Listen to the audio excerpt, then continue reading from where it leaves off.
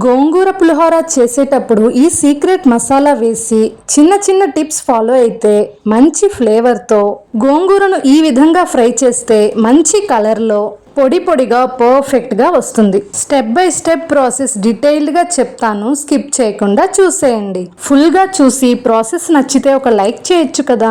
ముందుగా గోంగూర ఆకులు 3 కప్పులు వచ్చేలాగా కొలుచుకొని నీట్గా క్లీన్ చేసి గాలికి కాసేపు వదిలేయండి. ఇప్పుడు అదే కప్పుతో 1 కప్పు దాకా రెగ్యులర్ సోనా మసూరి రైస్ తీసుకుని నీట్గా వాష్ చేసి 1 కప్పుకి 2.5 కప్పుల దాకా వాటర్ని పోసుకోండి.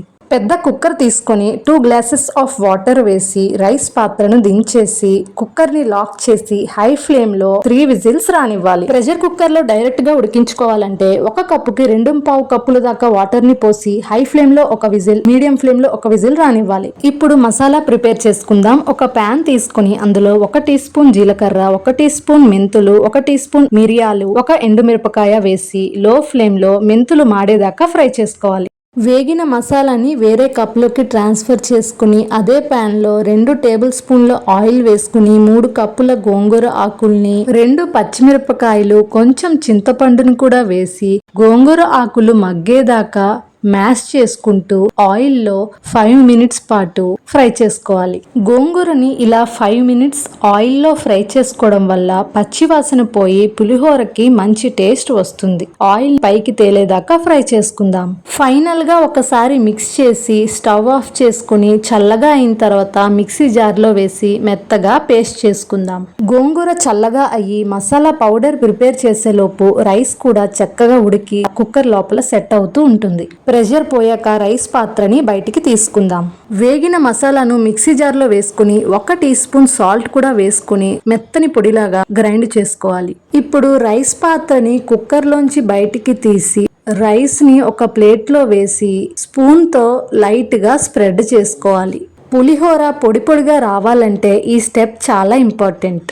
రైస్ చల్లగా అయిన తర్వాత మాత్రమే మసాలా పౌడర్, గోంగూర పేస్ట్ అండ్ పోపు వేసుకోవాలి. పౌడర్ తక్కువ క్వాంటిటీ కాబట్టి 1 టీ స్పూన్ సాల్ట్ వేసి మెత్తగా గ్రైండ్ చేసుకున్నాను. ఫ్రై చేసుకున్న గోంగూర కూడా చల్లగా అయింది. మిక్సీ జార్లో వేసి మెత్తగా రుబ్బుకోవాలి. అవసరం అనిపిస్తే కొంచెం వాటర్ వేసి మెత్తగా రుబ్బుకోవాలి. అన్నం చల్లగా అయింది. మనం ప్రిపేర్ చేసుకున్న మసాలా పౌడర్ మొత్తం వేసుకోవాలి. అందులో 1 టీ స్పూన్ సాల్ట్ ఉందని గుర్తుంచుకోండి. ఇప్పుడు గోంగూర పేస్ట్ మొత్తం 3.5 స్పూన్స్ వచ్చింది. మొత్తం వేసేసాను. ఇప్పుడు ఈ పేస్ట్ అండ్ పౌడర్ అన్నం మొత్తానికి పట్టుకునేలాగా ఉండలు లేకుండా నీట్గా మిక్స్ చేసుకోవాలి. హ్యాండ్స్తోనే మిక్స్ చేసుకోవాలి. ఇలా మిక్స్ చేస్తున్నప్పుడు చేతికి అంటుకుంటూ ఉంటుంది. ఏం టెన్షన్ పడక్కర్లేదు. మనం ఆయిల్ వేసి పోపు వేసుకుంటాం కదా, తర్వాత మొత్తం సెట్ అయిపోతుంది. ఇప్పుడు పోపు పెట్టుకుందాం. ప్యాన్లో ఆయిల్ వేసి 2 టేబుల్ స్పూన్ల వేరుశనగ పలుకులు, 2 ఎండుమిరపకాయలు, 1 టీ స్పూన్ శనగపప్పు, 1 టీ స్పూన్ మినప్పప్పు, 1/2 టీ స్పూన్ ఆవాలు, 1/2 టీ స్పూన్ జీలకర్ర, 2 పచ్చిమిరపకాయలు, కొంచెం కరివేపాకు, కొంచెం అల్లం తురుము వేసుకుని అన్నీ మంచిగా ఫ్రై అయిన తర్వాత కొంచెం ఇంగువ, 1/2 టీ స్పూన్ పసుపు వేసి గోంగూర పేస్ట్ కలిపి పెట్టుకున్న రైస్లో వేసి పోపు మొత్తం రైస్కి పట్టుకునేలాగా మిక్స్ చేసుకోవాలి. మనం ఆల్రెడీ 1 టీ స్పూన్ సాల్ట్ వేసాం కదా, ఇంకొక 1/2 టీ స్పూన్ కానీ 3/4 టీ స్పూన్ కానీ సాల్ట్ వేసుకుని మొత్తం మిక్స్ చేసుకుని ఆయిల్ అండ్ సాల్ట్ ఒకసారి చెక్ చేసుకుంటే టేస్టీ గోంగూర పులిహోర అయితే రెడీ అయిపోతుంది. ఎక్కువ పులుపు లేకుండా మంచి ఫ్లేవర్తో పొడి పొడిగా వచ్చింది.